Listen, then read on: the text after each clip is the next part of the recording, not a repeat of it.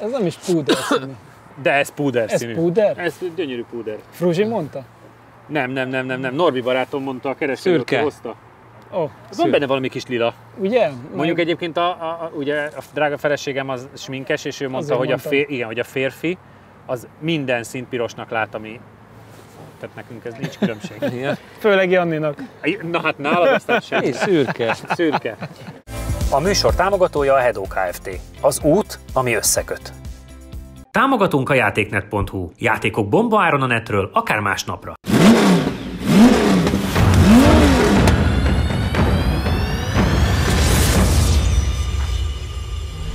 Ez gondolom már benne volt az adásban, úgyhogy üdvözlünk mindenkit, egy újabb különleges héten vagyunk, amikor hoztunk egy Abarth Competizione ellenfelet.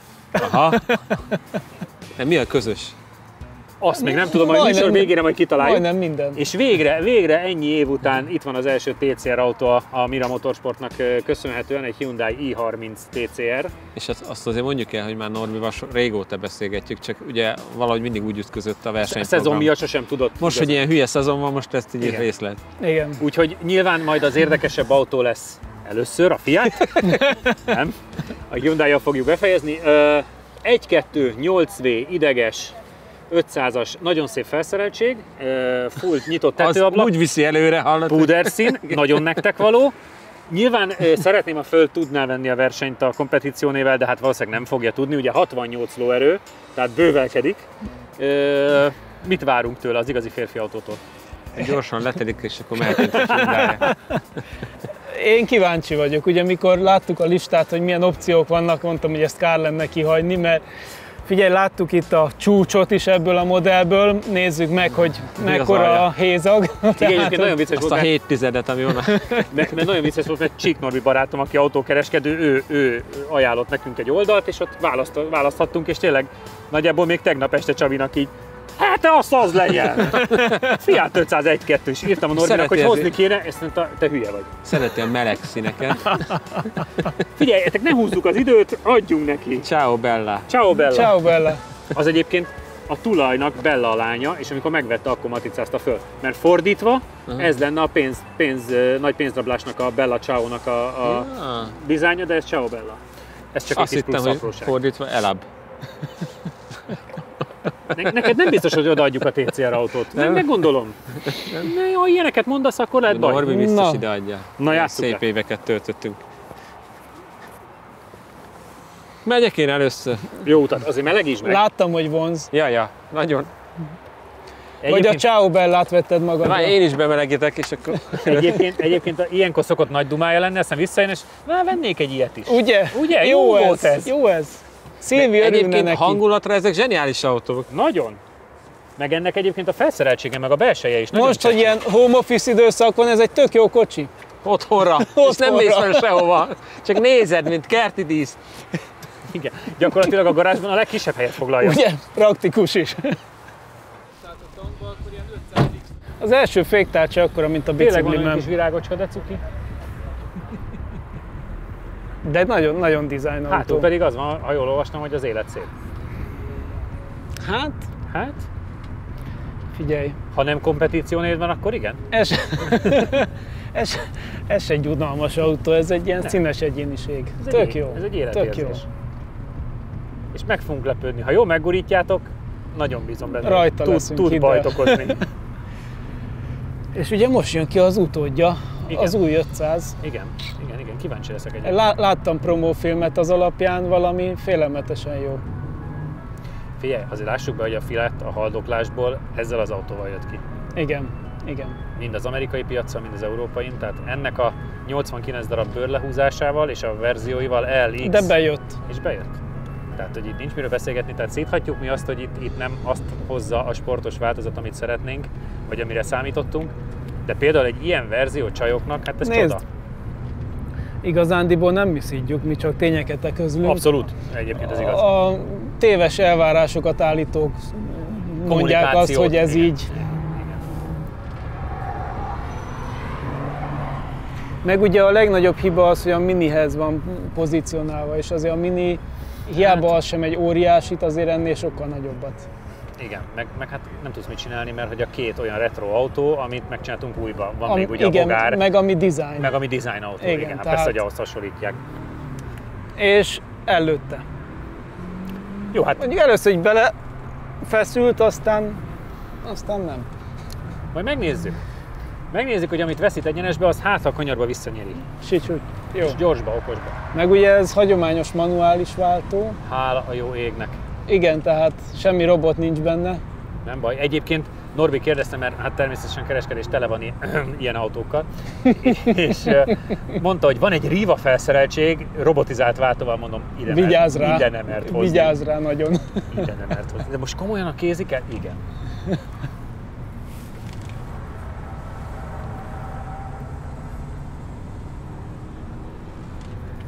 Most képzeld el a nézőket, akik próbálják a piros csikot áthúzni a YouTube-on, hogy már mikor jön a Hyundai. Ez kizárt. Nem lesz ilyen? Nem. Mindenki végignézi ezt a... Nem megy át baloldalra, mert nem megy Nagy Ibre. Édes Istenem, hova kerül? Nem megy Nagy Ibre. Nem megy olyan lassan a kanyarokba, te. Nem. Cuki ez. És ilyen kis nő, ilyen kis szaladgálónak tök jó. Abszolút. Mármint szép. Van belőle villany, és Van. több autós újságírónak Magyarországon és Európában is például van a villanyból. Az egyik legolcsóbb villany. Igen, tök érdekes. És abból Meg azt hiszem egyébként- kétféle teljesítményű is volt, mert azt hiszem az Egyébként amerikai férfinak az ez tök erősebb hipster lehet. lehet, nem? Igen, hát ki így hívja, 500-assal ki járó. úgy. Hát jó, de... De igen. Emelj a Mondjuk én kereket. jártam minivel. Na, és te szereted is, úgyhogy meg ne szólaljál. Én nagyon szerettem, és szeretem a mai napig a Valamelyik minit. műsorban be is mondtuk egyébként, Ez így van. hogy te nagyon-nagyon oda vagy a minikért. Abszolút. Ja. Legalább annyira várják. Első kör 54,964 ezred. 2 másodperc. 54,964-es. Annyit nem tudsz gyorsulni. Annyit nehéz lesz, de 44,017-es ezred. Annyit nehéz lesz, de azért 017. nem rossz ez. Gyerekek, ha azt mondom, hogy 2/10 van az M35 Infiniti hibridtől, amivel Jánosunk hámoz élvez. Sőt, nincs messze a Evo 6 Tommy Mäkinen Edition-től, amivel Hát ami, igen. Saját a fejlesztés. büszkeséget. Volt, szerencsére elengedtük a kezét. Majd lassan készen lesz, beszéltem az székkel. Figyelj, Na, nagyon jó lett az idő. 2 másodperccel lassabb, mint a kompetíció, 54,964, de az általad igen kedvelt M35 hibridnél csak 2/10 lassabb. Öcsémnek innen üzenem, hogy 2/10 gyorsabb az Applóznál. Tehát A tuning a upload. tuningnál. Kovács milyen mocsok módon felnyerített. Megyek addig, Menjél, jó, mert menjél. szerintem itt nem lesznek fontos infók. Ezt a szemétládát, hallod? Megnézem a Fiat márkán belül mi a szituáció. Kérlek szépen 6 Válság van. Válság. tizeddel lassabb, mint a 100 HP. Panda. És azt mind az egyenesbe kapja meg. Igen, mert a kanyarban egyébként rendkívül Igen. lendületesen ment. Egyenesbe konkrétan, most pont le is néztem, hogy egy 90-et pont elég. Jani! Igen. Egyébként tényleg simán lehet, hogy itt vészhelyzetben nem a kézit húzod, Ugyan, egymás a mellett. Itt van a katapultot. ülésnek a magasságállítója, és itt van a kézifék, tehát egy picivel lejjebb. Jézusom. Ez jó. Kiengedted te is? Csabi, neked ez jól áll? Köszi!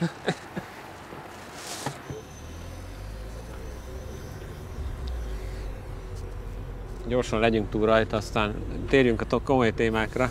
Ami önmagában 40 perc, mire megmelegít, átül, megmelegít. De figyelj, meg fogod látni, a kanyarban nem megy rosszul a kis jármű. Igen? Nekem nem úgy tűnt, na mindegy. Figyelj, semmit nem kell csinálni, csak nyomni a gázt, vagy tekerni a kormányt. Annyira nem gyorsul fel, hogy A Ford EcoSport 1 liter EcoBoost 125 lóerőnél gyorsabb. Okos legyél. na, Új, de fölfújta! Norbi unottan megfordulva röhög. Azért nem gondoltad, hogy ilyet valaha ide kell hoznod, mi? Ennyi. Egyébként tökéletes autó a TCR autóra hangolódásra. Teljesen más íveket mész, tehát hogy... Fölfeszülsz, Igen. rendesen Tehát megidegesedsz, hogy miért mész ilyen lassan. hogy rövidebb íven mentem direkt? Észre. Tehát ott sem mentem Kommunikáltuk is, hogy nem mentél át balra. Ott kifelesen jobbra. Nem? Így átmész és ott maradsz. Vágtad a métert? Igen, minél rövidebb legyen a kör. Itt az számít, hogy minél rövidebb úton meg tudod tenni padlógázzal.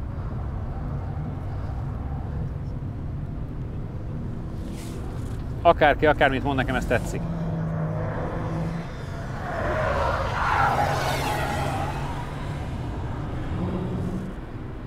Ő is spórol a méterre? Ő is, persze. Figyelj, nem rettegsz tőle, hogy nem fog beférni. Nem? Akkor elhagyod a 60-at. Akkor Minden tempót kibír? Igen. 82-vel ment az egyenesnek a második felén, ott azért a legtöbb autóval 105-110 között mentek. Cuki? Kell ez ide? Cuki egyébként tényleg. Nem tudom, hogy Csabi miért akart itt vele menni, de cuki.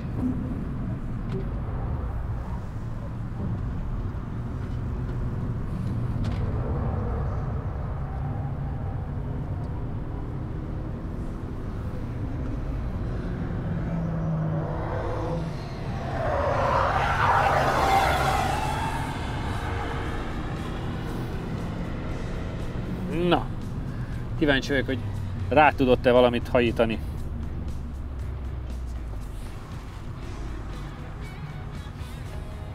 Első kör 55,824 ezred. Egy másodperc lassabb. 824-es. Teljes idő 1 perc 44,835 ezred. És marad is a különbség. 1 perc, Az első köre volt valamiért nagyon lassú. 835-ös. Nem hitte el, hogy így kell. Nem hitte el, hogy átmegy mindenen. Másodikra már igen. Igen. Spórol.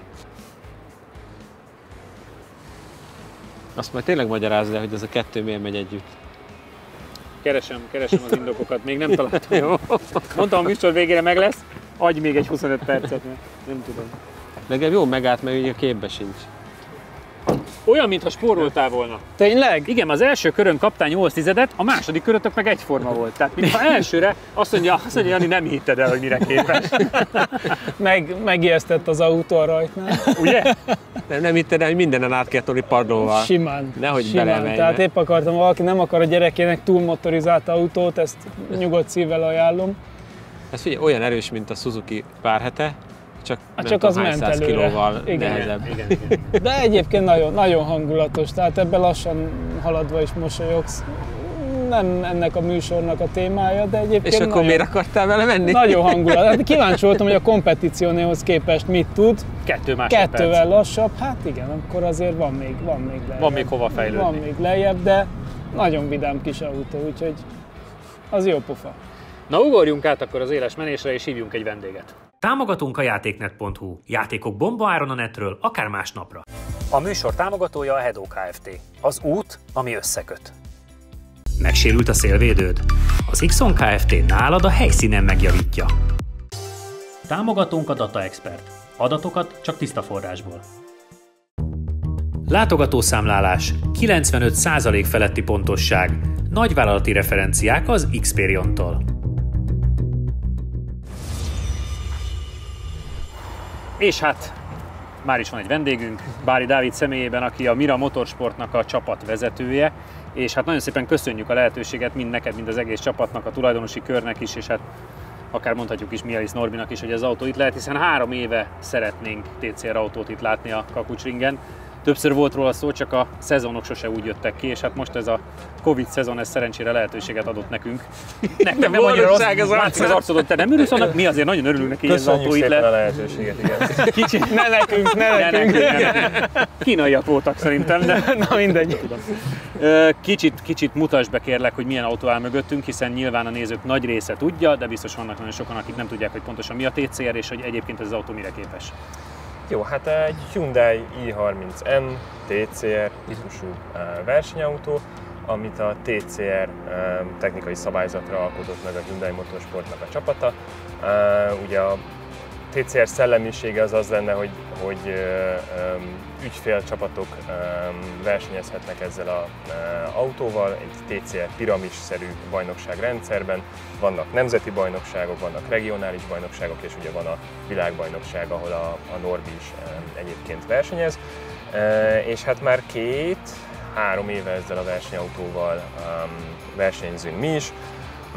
Igazából az alapja az a utcai i30N sportautó, sportos autó, sportos hatchback, de hát tulajdonképpen az autó 95%-a ki lett cserélve, frissítve lett, ugye motorsportosítva lett, ami azt jelenti, hogy igazából tulajdonképpen a blokkja talán ugyanaz.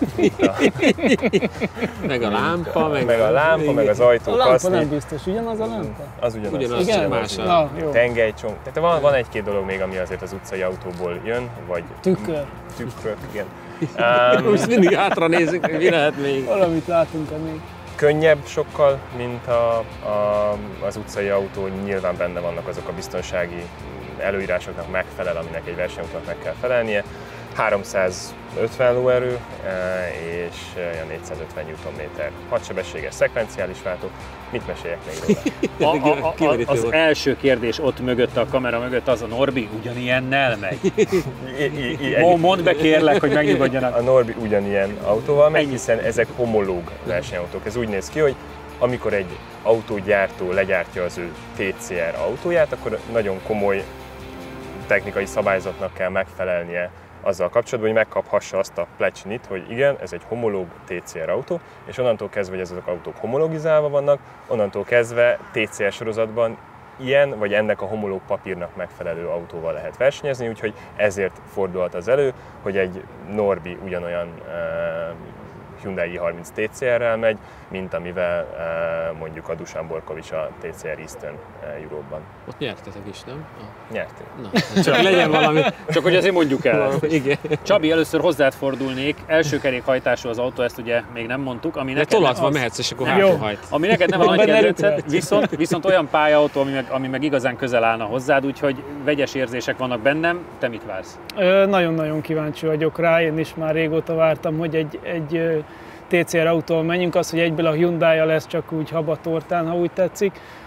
Gőzöm sincs, hogy mire lesz elég, vagy mire nem elég, vagy hogy fogunk elférni vele itt a pályán, meg hogy mennyire sikerül a gumikat megmelegíteni, mert sajnos egy ilyen őszi napon még ez is szerepet játszhat. Ugye annyira ugyanilyen nem megy ő is, hogy rendes pályagumi van rajta, tehát nem hegyi gumi, ami extra lágy vagy valami, tehát ez az autó így gyakorlatilag versenykész, nem? Abszolút.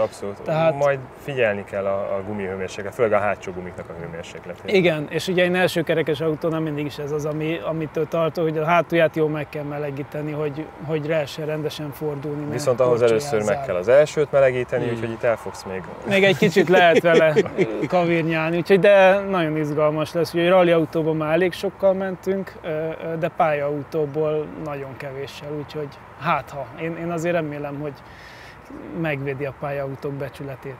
Dávid, egy kérdés még, az oldalán látható egy Next Michelis felirat, egyes rajtszám, és a design is egy kicsit arra hajaz, amit ugye azért a Covid időszakban megszoktunk, hogy számítógépen játszottak nagyon sokan, és nagyon sok lehetőséget adtatok a csapat is, és egy komoly verseny volt erre felépítve, hogy keresitek azokat a versenyzőket, akik ezekben az autókban majd az elkövetkezendő időszakban tudnak versenyezni. Mennyire fontos ez számodra, meg a Mirának?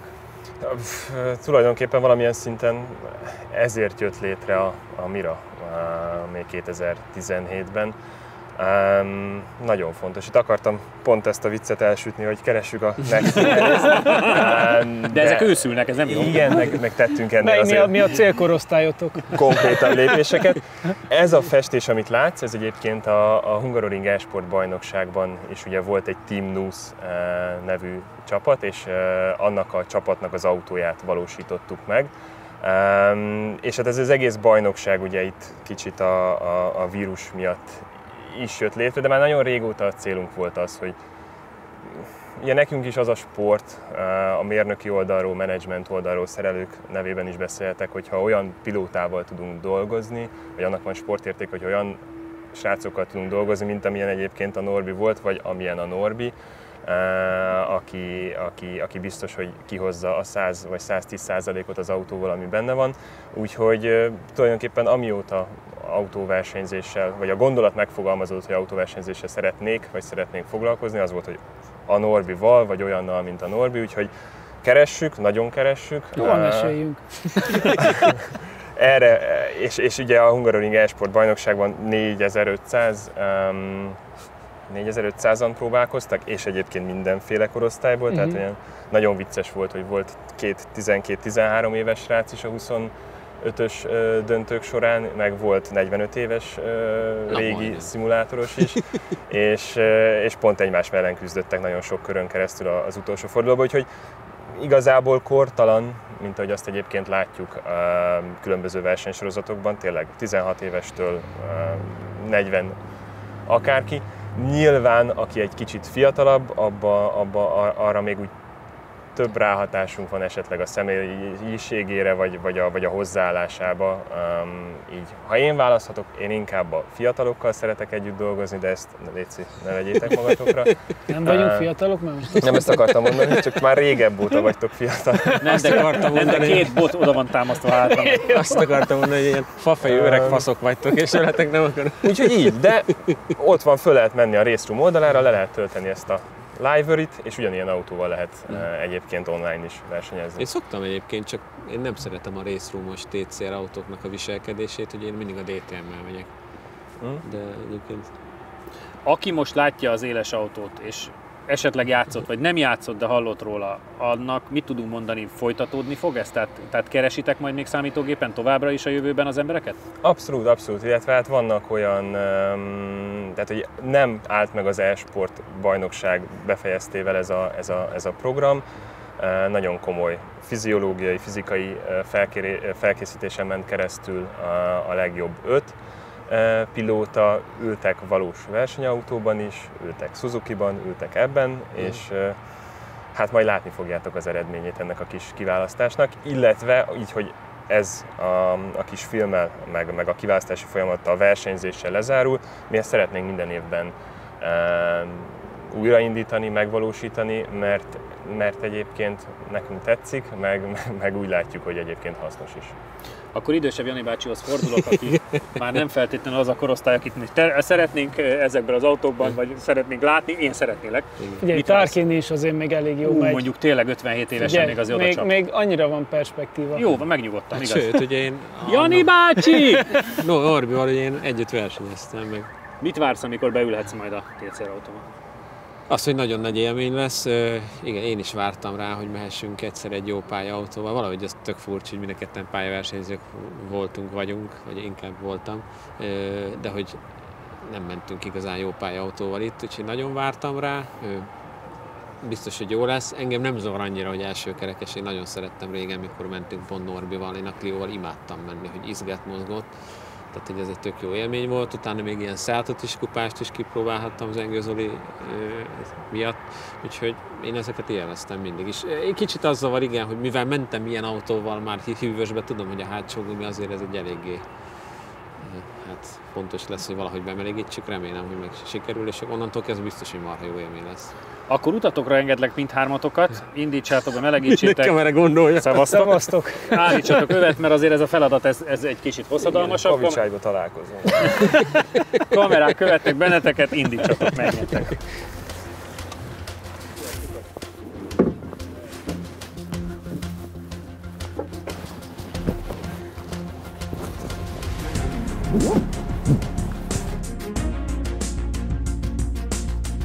Tudtunk nyomom.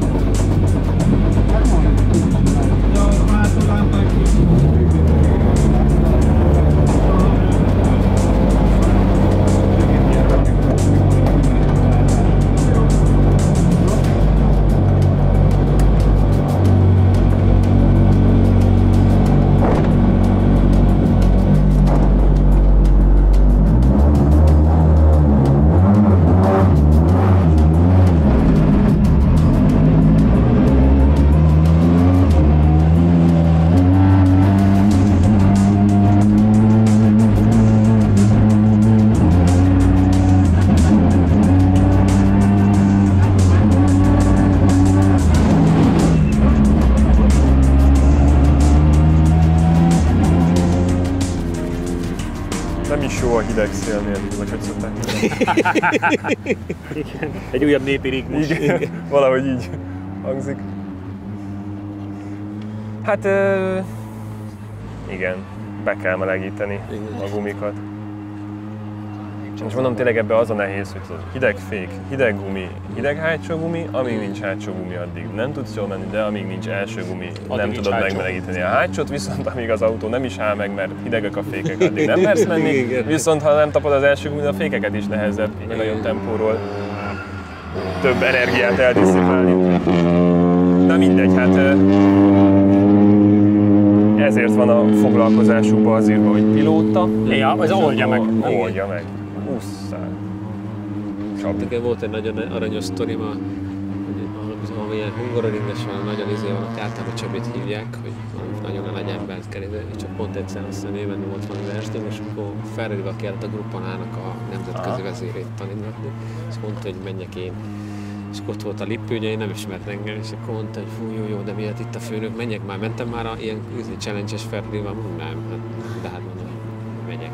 Nem tudja faszni nekem.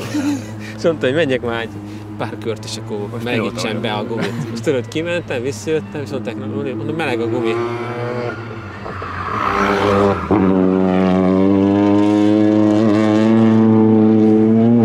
Szóval kimentem, visszajöttem, és mert nem nagyon fordulattál, de egyébként meg ez itt így, én soha nem ülnék itt önmagamtól.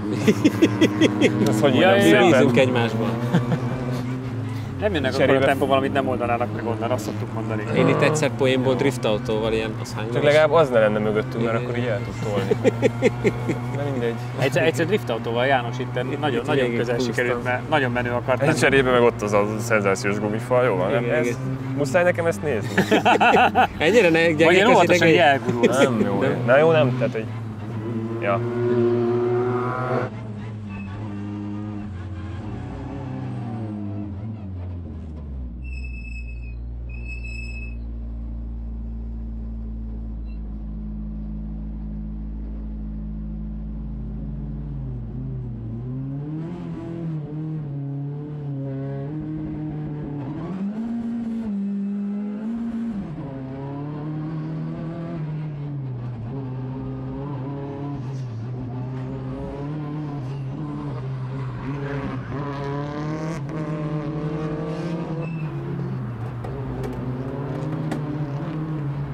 Öblögetés volt, amire először leneveltek annól, hogy szétnyitogatod a hajtást, meg összezárad állatban. Jó, mondjuk nem is nagyon elvárható, hogy ismerje már az autót, meg tudja, de hogy...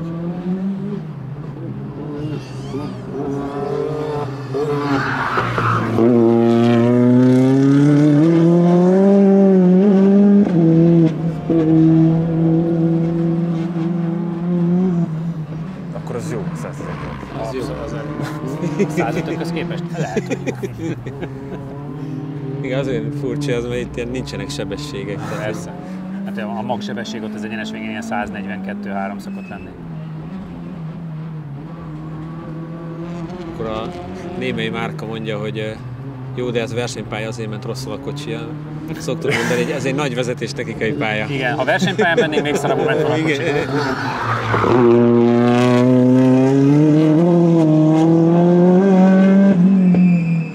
János, hát rajtad is a világ szeme. Akkor ez egy kör összesen. 1+1, mert ment egyet belső körön, és aztán ment egyet úgy, ahogy a rallycross elmegy. Első kör 45, 154. 45, 154. Ezt mondtam. Ezred. Teljes idő 1 perc, 24,135 ezred. 1 perc, 24,135-ös. Jaj, azért csak az R5-ös, bezzeg az R5-ös az autóhoz. Hát az rajtban... Hát csak a rajtban 4 kerékhajtás, mert kurva sokat ott marad. Fél pont, amit mondtam, mert ugye a Twingo lenne, a Twingo a leggyorsabb elsőkerekes, a 44.981. Tehát igazániból másfél tizedre van a leggyorsabb elsőkerekestől, ami simán benne van, hogyha elegíted még. Hát meg az ugye rallycross lágygumi. Meg az rallycross lágygumi, üzével, őrülettel. Hát ja. Küzdős! Tessék, küzdős? Az a baj, hogy hideg, nincs tapadás. És hogy megálltam még itt a kamerával szarakodni, visszahűlt, úgyhogy... Egy 2-3-at melegítsél. Jó gumival jó lenne. Jó. Nem, az érződik, hogy így nem tudja átvinni az erejét sajnos, tehát egy normális kigyorsítás nincs. Hosszabbak a fokozatok, tehát nem ilyen lassú tempóra van kitalálva az autó, az is látszódik. Egyébként úgy kezd már jól fordulni szerintem. Ugye az egyensúlya tetszik kifejezetten, tehát nem éreztem olyan extrémen rajta azt, hogy minden áron alulkormányzott, tehát hogy tök jó be lehet fordulni vele, hogyha sikerül eltalálni, csak még kigyorsításoknál, hogy nincs olyan tapadás, meg az összes kanyar szűkebb, eltologatja az elejét, úgyhogy nagyon észre kellett sajnos gázt adni, úgyhogy nem éreztem egyáltalán lendületesnek. 45-100, és igazándiból első kerekes autóból a Twingo Super 1006-os RX van előtte, de ugye az olyan gumin, meg melegbe, ami fél kör alatt megmelegszik. Tehát, igen, hogy annak itt a gumi az, ami elképesztő szűk keresztmetszet, most az autóban ennél sokkal több van. Hogy érezted a rajtot? Kicsit sokat forgott alatta. Sokat forgott alatta a kerék, igen. Én nem húztam kézit, nem feszítettem egyáltalán, mert ugye Norbi kérte, hogy azt az egyet, azt ne, úgyhogy csak simán kuplunggal, gázzal, de pont azért, mert hogy hideg a gumi, forgott, engedtem vissza, de szóval gyanítom, ennél jobbakat szoktak rajtolni, mert egyébként ez így kicsit túl lightos. De nincs tapadásunk, tehát ennyi van. Meg hajtani kéne a hátsó kerekeket is, nem? Igen, a futómű egyébként az biztos, hogy szenzációs, tehát hogy ezt el tudom képzelni, hogy nagy tempónál jól működik, vagy ilyesmi. Tehát egy rally autónál ez sokkal közelebb áll az én szívemhez, hogy ez tényleg úgy fordul, úgy viselkedik, hogy az ember gondolja. A rally autóból is azért R5-ösökkel mentünk, az is gyönyörűen játékos, sőt azt még jobban be lehet fordítani, viszont sokkal lágyabb. Még a legkeményebb, ami itt volt beállításilag, az is sokkal lágyabb volt. Ez sokkal inkább idevaló ilyen futómű keménységbe, stabilitása tényleg tök jó. A fékére se gondoltam volna, hogy egész jól lehet vele játszani, de tényleg az is úgy jónak tűnik. Összességében egy picit magasabb tapadást kéne elérnünk, és akkor viszont még ebben nagyon-nagyon sok tud lenni. Ezt szeretik hallani a mérnökök, amikor jön a pilóta, és azt mondja, jó, de egy kicsit több tapadás kéne, ez a kedvencünk, de ja, persze, jó, de itt most érthető is. Kettes végig. Ja. Hát itt egy 3-as, de sok helyen, hogy őszinte legyek, valószínűleg 1-es kéne.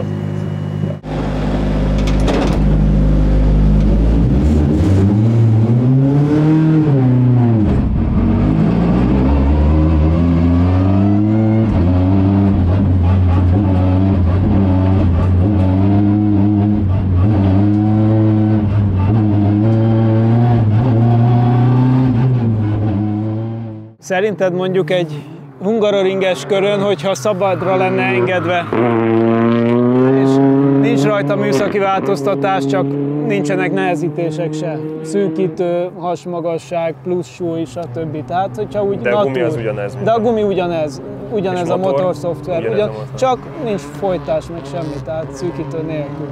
Hogy szerinted köridőben... Hát, akkor nem ugyanaz.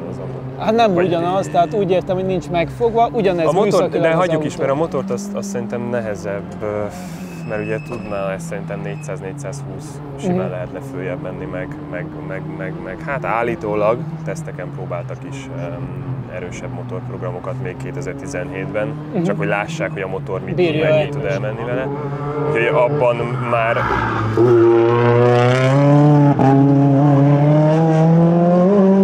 tehát a motorerővel könnyedén lehet szerintem másodperceket, tehát akár 2 másodpercet is találni, mert erő. És ugyanígy szerintem ilyen fél másodperceket hozhat az, hogyha lentebb, igen, 10-15-20 minit lejjebb lehetne az autót engedni, meg hát ne felejtsük el, hogy van, amikor 100-130 kg-ot cipelünk magunkkal. Úgyhogy szerintem simán 50 alá. 1.50 alá be lehetne. Azért az emberes idő első kerekessel. Na, ez egy érdekes projekt lenne. Igen. Ugye a Nordschleife-én mennek TCR kategóriába, de volt, amikor mondjuk... Hol van az időmérő? Ja, hogy most Onnan, kezdi? igen. Jó, bocsi. De mennek a nyitott kategóriába is több autóval, GT4-esekkel is szoktak, és akkor ugye mindenki ott szabadon játszhat. Hát a GT4-eseket az nagyon Ott vicces. meg vannak fogva Azok meg nagyon. vannak fogva. Az sok. Ennyi. Elindult. Megmutatta, hogy van gumifelület. Vagy hogy volt. Vagy hogy volt. Újkorában. Szóval a GT4-esek az egyébként nagyon vicces. Mi is így teszteken, szabad edzésen így össze vagyunk engedve. Igen, meg kb. Easternbe. Hasonló a tempó. Igen. És akkor olyan érdekes látvány, amikor a Dusan lebüntet egy GT4-es Igen. Mercit. Igen. És tényleg menj már az útból, légy szíves. Ami elvileg És így, 500 de képzeld el azt, aki megveszi a a 200 rohadzágát, 250 000 eurós Mercedesét, kimegyek a pályára, és aztán azt látod a tükörbe, hogy egy Hyundai iszonyatosan levillog, és mint a fene ott hagy. Igen. Én nem tudom, mit csinálnék, akkor lehet, hogy leállítanám, és mondom, hogy köszönöm szépen. Hány vigyétek embernek vissza. kéne ide állítani? Ja. Üzemeltetési költségben egyébként a TCR az a GT4 szintje fölött vagy alatt van? Szerintem a GT3, tehát az ideológia, ami mögötte van, azt szerintem a GT3-ashoz közelebbi a TCR-hez. Tehát oké, hogy Az olcsó. akkor drága. Igen, hát igen, mert a GT4 az...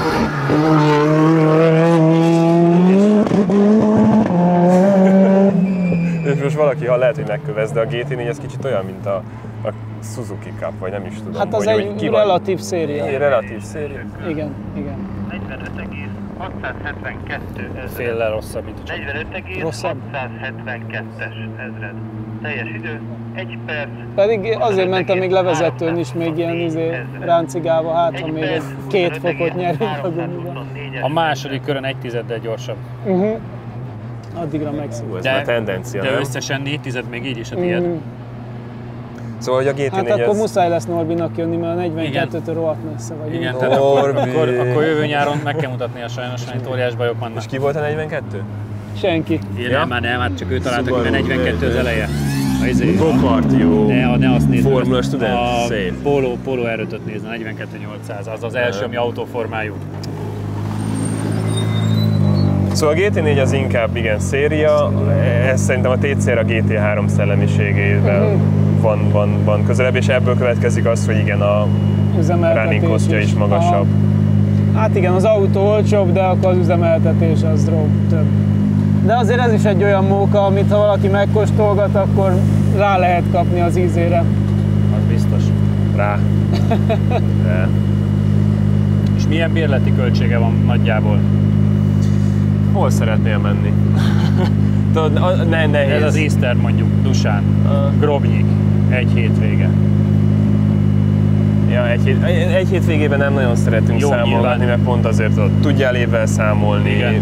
Nagyon sok mondjuk olyan állandó költségünk van, csapattagok, És műhely. mondjuk akkor 5 ilyen hétvége, egy ilyen Eastern Europe bajnokság. Hát az olyan 120-130 ezer euró. Aha. Az R5. Igen, Erről kb. LB. Ott van. R5 LB, ugyanaz. Igen? Csak szerintem ott a járulékos költség magasabb, mert ott jobban törik az autó egy ralliba, jobban fogy. azzal Pályán nehéz is össze számolni. tud Én ezzel most törni. úgy számoltam, hogy benne van már az autó biztosítása, valamiféle átlag önrésznyi töréssel számolgatva, tehát Hogy ez egy ilyen jó Körülbelül ez csomag. az a- lehetne azt mondani, hogy figyelj, 60 000, 85. 80, figyelj, gyere, elkezdjük, lesz Igen, csak valami, meg utána ha a nem harmadik töröd, de versenyen hogy csodálkozol, igen. nem szeretjük ezt mi így. Nem, de egyébként árba akkor az R5. János, egy fél másodpercet kaptál az első körön, és onnan visszahoztál egy tizedet a másodikon. Milyen volt az élmény? Nagyon jó, de a kocsi jobb, mint vártam. Igazából ez a tapadás, szerintem ez az autó, ez teljesen semmi. Tehát pont az volt a baj, hogy az első körben egy kigyorsításon ott jöttem rá, hogyha beér az előzónába, ugye akkor elforog alatta a kerék, nem Ezt tudjuk kétszer annyira. is láttuk itt a Itt, de ugye ott először ott jöttem rá, és ott annyira el kellett vennem, hogy ne menjek le a fűre, hogy ott az elején így betorpantam az egyenesnek, tehát ott is maradt szerintem minden idő. Tényleg az van, hogy sokkal több gumihőmérsékletet kéne még elől is csinálni, nem hogy hátul, tehát hogy akkor lenne ideális, de nagyon jól reagál mindenre, szerintem nagyon erős, tehát tök jó, a féke az nekem pont így tetszik, ahogy van. Tehát, hogy pont ott harap, pont úgy harap. Tehát, hogy én mindig végig biztonságban éreztem magam, és szerintem az egy jó versenyautó, amikor így van, hogy nem csinál semmit, még így hidegen sem, amitől nagyon meglepődnél. Sokkal erősebb, mint amire számítottam, legalábbis amikor megjön az ereje, akkor nagyon nagyot húz. Tehát, hogy ott tényleg egyenesbe kellett állni ahhoz a kormánynak, és ugye én meg nem ehhez vagyok szokva, hanem hogy a kanyar közepén már rálépsz a gázra, és megyünk kifele, hát ezt itt most nem lehet megcsinálni. De nagyon jó. Hát sokkal melegebb, majd egyszer, ha lehet, ha majd. Egyébként nagyon érdekes, pont ez fogalmazódott meg bennem, hogy úgy tetszett mindig is, de most, hogy mentem vele, nekem sokkal vonzóbb, mint korábban, az az igazság. Tényleg. Szerintem, tehát, hogy ilyenkor tudja az ember megállapítani azt, hogy ezekkel a kocsikkal nehéz gyorsan jól menni. Tehát, hogy igenis abba a bajnokságba ott menni tizedekre egymástól, úgyhogy a másik, ami viszont nagyon meglepő, belültem, semmit nem látok. Még egy VRCB és többet látok a kocsiból. Tehát az, hogy a szélesítés milyen széles, az így betippeled, hogy kocsi. És ugye ennyi kilométerből nem mész oda mindenhez, hogy majd biztos ott lesz, mert nem akarod az egész erejét lebombázni. Tehát, hogy annyira nem látsz belőle ki.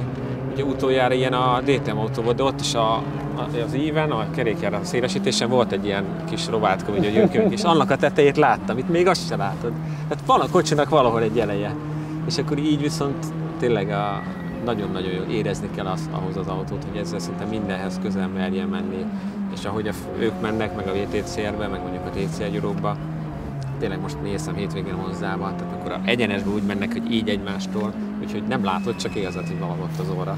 Igen, ugyanakkor viszont azért az autó viselkedése, ha tényleg ilyen kiszámítható, meg ilyen jó, akkor persze ez beállítás kérdése is nyilván, tehát ahogy így odaadják neked újonnan, valószínűleg azért nem feltétlen pont így működik, de hogy akkor azért az magabiztosságot is tudna adni. Persze, szóval, meg hát ugye ez nem ide van beállítva, tehát én sokkal jobban szeretem, ha ennél megy a hátulja, tehát egy csomó minden. Hát, de ez, hogy egy ilyen semmilyen beállítással is, akkor beleülsz, jól érzed benne magad, az tök jó, hogy a kormányra reagál, tehát hogy mindenre reagál. Igazából az is tök jó érzés volt, hogy éreztem, hogy elkapar az ereje, és hogy előbb tettem csak egy fél gázra, hogy abból is már megvan, és szépen visszajön. Tehát nem az van, hogy így össze-vissza vágódsz benne, ugye egy-két ilyen versenyautónak mondott dolgot azért próbáltunk itt, ami tök kiszámíthatatlan. Hát valószínűleg a Spernek a rásegítés is pont megfelelő. Úgyhogy marha jó kocsi, az ebből is érződött, most közelében nem tudtunk a tudásának szintem eljutni. Kicsit azt fogalmazódott meg bennem, miközben hallgattam titeket, hogy olyan, mintha egy jó teniszütőt szeretnénk kipróbálni egy játszma alatt, a squash pályán. Igen. Ja, tök jó. Szép a színe, meg nehéz, de nem egyszerű persze. Az üléshez csak annyi, hogy ugye nyilván szeretnénk a nagy tömegeket minél alacsonyabban elhelyezni. Én imádok lent ülni, tehát én a Suzuki kupában úgy ültem, hogy így láttam ki az pilóta oldalon. az nagy, nehéz, bocsánat, 90 kg. Egy autóban a legnagyobb ilyen passzív tömeg, ha úgy tetszik, fölösleges. Dávid, nagyon-nagyon szépen köszönjük még egyszer a lehetőséget. Nektek pedig, hogy itt voltatok velünk, keressetek bennünket Instán, Facebookon, YouTube-on, és jövő héten találkozunk. Sziasztok! Na hát Fiat 500, ugye nyilván nem is gondoltuk, hogy a kompetíciónét meg kell közelítenie, de egy nagyon kellemes kis játékszer volt, és amennyire vissza tudok emlékezni, bőven élveztétek a menetet.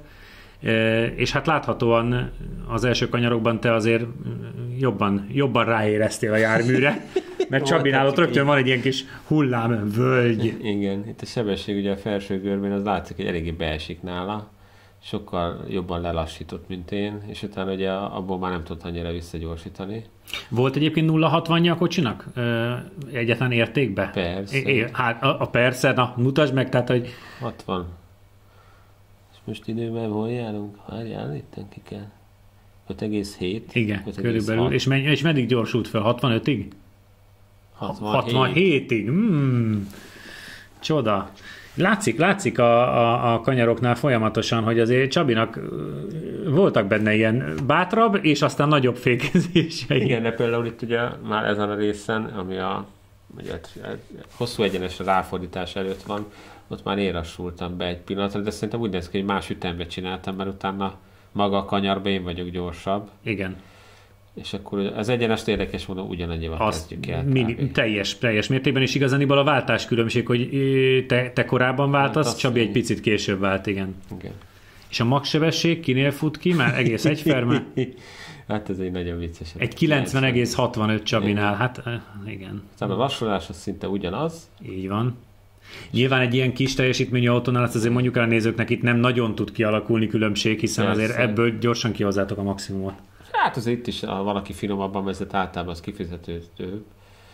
Itt is az utolsó kanyarokban egy picit én magasabban tartottam, de például elronthattam a télegyenes ráfordítót, mert láthatod, viszont beesik a görbém. Igen. Tehát, hogy Igen. ott én kapok többet. És akkor nézzünk második kört. Hát a második körben elején egyből látszik, ugye, hogy én kevesebbel kezdem meg. Miután ugye a kanyar előtte már... Igen, ott csodák nem tudnak történni, mert ez annyira lassan megy, hogy azt végig... Egyébként ez mutatja nagyon jól, hogy a kanyarba mérdől el a verseny, mert az egyenesbe folyamatosan hogy húzod magaddal a hátrányt, és ez ugye az autóversenyben is ez a jellemző, hogy azért kell jól fordulni, mert utána az egyenesbe, hogy csak azt az 1-2 km/h hátrányt végighúzod. És utána ugye én kevésbé fékezek nagyobbat, vagy én próbálom lassabban elveszteni a sebességet, és ebből látszik is, hogy... És nagyobb tempót tartasz meg a kanyarokban, igen. Itt mindig egy picit jobban át tudom vinni a... Viszont bátortalan vagy a nagy egyenes végén a féktávon, mert nagyon korán elveszed. Igen.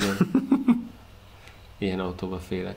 Igen, nem merted kiautózni a járművet. Milyen G-értékek vannak, azt mondd meg nekem. Egyébként az ilyen kiugró érték, az 1.27 az jó, de alapvetően szerintem 1 alatt vagyunk leginkább.